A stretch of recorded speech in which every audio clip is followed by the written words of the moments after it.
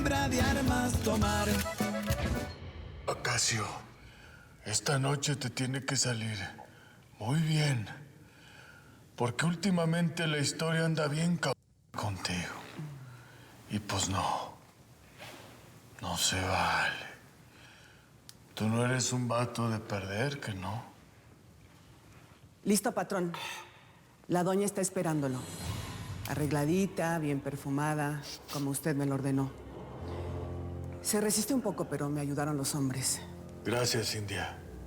Eres una buena mujer.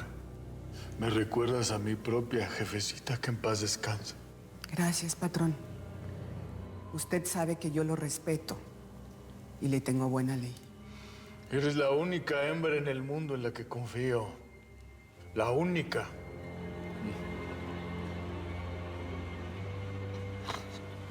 Ahora vas a ver que en ti no confío, Sara. Y cuando desconfío, soy un hijo de la chingada. La señora